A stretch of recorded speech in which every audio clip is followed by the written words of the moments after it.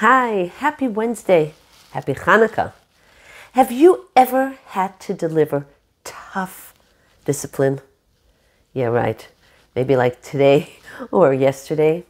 How do we know if my discipline is genuine? Am I just letting off steam? Is it a rant? My bruised ego? Or really do I have the other person in mind? Let's follow the events of Yosef and understand. What about Yosef? Was his interaction with his brothers revenge or possibly reparation? Here's the story. Yosef hears his brothers have come in through 10 different entrances, and he immediately has them ushered to his palace. Vayitnaker Yosef. Yosef deals with them craftily and as a stranger, very harshly, and immediately accuses them. You're spies. You came in from different entrances because you want to spot the vulnerable points in our country. And immediately the brothers are put into a state of fear and trepidation. And then the story continues. The brothers leave. Yosef has the money placed back in their sacks. And when they come back again, they are accused of stealing. And then Yosef insists, you must bring your younger brother, Binyamin, to me. And until you do so, I will imprison Shimon. And the Torah tells us, Vayesar oto le'eineihem. He imprisons Shimon before their eyes only. As soon as they leave, Shimon is set free. It's all a facade. And then Binyamin comes back. And Yosef cannot contain his emotion, and he needs to leave the scene and shed tears. And even before that, when Yosef is having the whole exchange with his brothers, and they begin to express remorse and even point fingers at each other. It's your fault that we sold our brother. That's why this is happening. Yosef has set up an interpreter, Menashe, and understands it all. And again, earlier this happened though.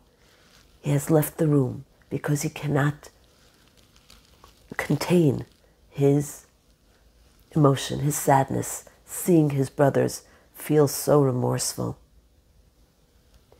And Binyamin, he seats them all at a table, gives a festive meal, but Binyamin gets 5 times the portion. What is Yosef doing? Jealousy? Again? But the story doesn't end there. And the climax, Yosef has the silver magical goblet put right back into Binyamin's sack. And again, Binyamin is accused, you will need to be a servant to me. Everybody else can go home, but you must stay because you stole my magical goblet. The brothers are beside themselves and they don't know what to do. How could they face their father? What are they going to say? Why is Yosef being so harsh? Is he just being vengeful? It's payback time. Maybe rightfully so. Or something else at play. Well, if it's just revenge, why he's so filled with compassion? Yosef was an incredible, incredible brother. He knew that his brothers had committed a grievous sin by selling him and awaited probably harsh punishment. And so he wanted to lighten their blow. So he set up a scene where he can walk them through the steps of teshuvah. Number 1, remorse. He needed to put the brothers in a position where they would feel remorseful. And then, would they reiterate the same mistake if they were put in the same position? And so, he asked them to withhold Binyamin. Would they come forth for him, or would they abdicate their responsibility? And what about being jealous of Yosef?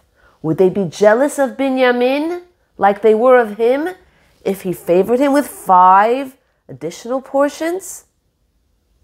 So tell me, what was this all about? Was it Yosef getting even, or Yosef being so even-keeled and loving?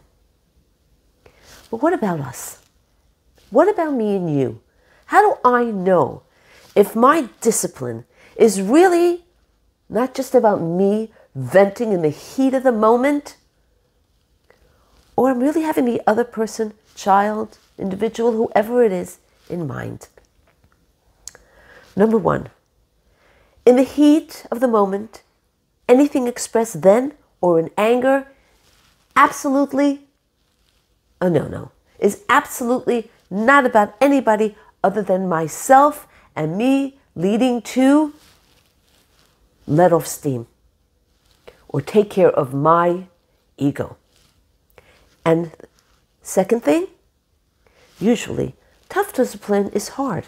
It's not easy to mete out discipline. It's uncomfortable. Nobody likes to take that role. But afterwards, there's that feeling of, I'm so glad I had the strength. This was such an important lesson that needed to come across. In the reverse, in the moment, it might feel good. I lashed out, I got back. I said what I had to say. But sometimes even moments later, we think to ourselves, what did I just say? Why did I do that? Did that child, that person, even deserve that strength? Or I grounded him or her for a month? What was I thinking? And how am I going to stand behind that? So let's remember Viktor Frankl's quote. It's brilliant. Behind stimulus and response, there is a space. And in that space lies our power to choose. And of course, we always want to choose wisely. Have a beautiful day. And again, happy Hanukkah.